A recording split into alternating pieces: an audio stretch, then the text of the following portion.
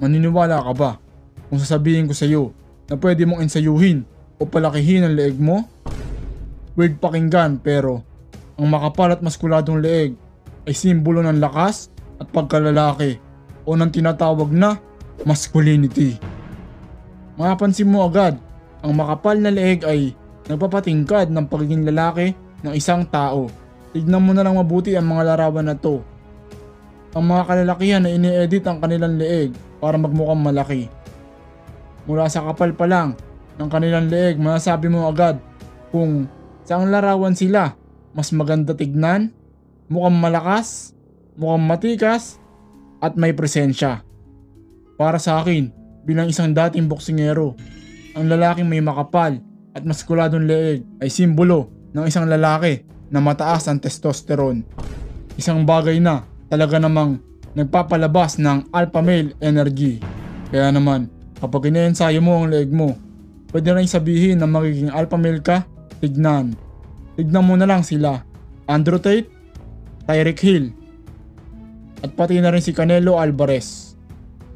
I-crop natin para makita nyo lalo ang pinupunto ko. Diba?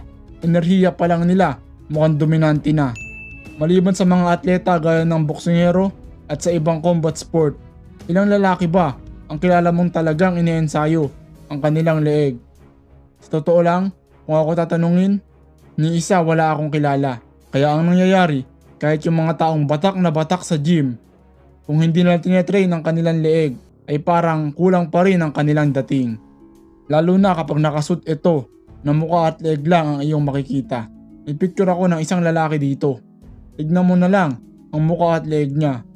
Sa tingin mo ba, gaano siya kabigat o kalakas base sa parte ng katawan na aking ipinakita? Kung ako manghuhula, tingin ko baka mga 160 pounds siya, lean, at siguro mga 2 hanggang 1 taon na siyang nag-gym.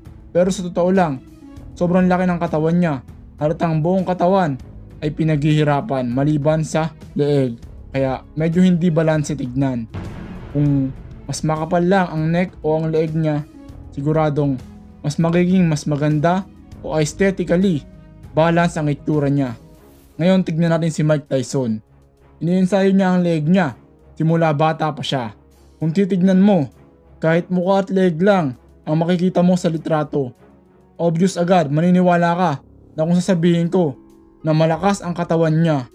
Hindi mo man makita ang buong katawan niya, alam mong maskulado siya dahil lang sa leeg niya.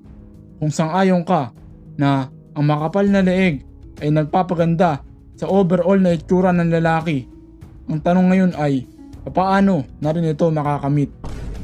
Makakamit natin ito sa pamamagitan ng tinatawag na neck training. Kung ikaw ay baguhan, mas mainam na magsimula ka sa wala mo ng weights o pabigat dahil delikado kung bibiglain mo ang katawan mo. Sa kadahilanan na ang leg natin ay ang pinakasensitibo na may muscle part na maaari nating maensayo.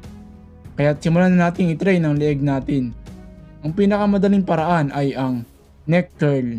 Gamit ang weight plate sa bench. Humiga ka sa bench, ilagay ang plate sa noo.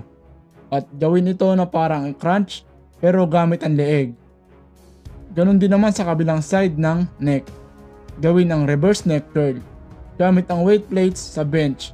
Humiga ka ng pabaliktad sa bench at ilagay ang weight sa noo. Make sure na meron itong towel dahil sensitibo ang ating noo. Gawin itong parang crunch pero gamit ang leeg. Pero personal kong mas gustong gumamit ng neck harness.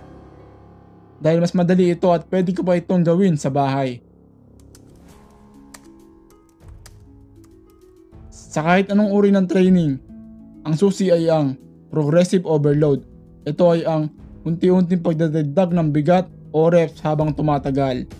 Ginagawa ko itong neck training na to 2 times a week at kadalasan sinasabay ko ito sa aking push workout. Pero base ito sa aking experience, simula nang gumamit ako ng neck harness, mas naging consistent ako. Nakakagawa ako ng 2 to 3 set kada push day sa bahay. Konklusyon, huwag kalimutan ng leeg. Ang leeg ay hindi gaano natatamaan sa ibang exercise. Kaya mahalaga ring i-training ito ng direkta. O pwedeng makatulong ang pagtitraining ng traps sa likod. Pero hindi sapat yon para palakihin ang leeg mo.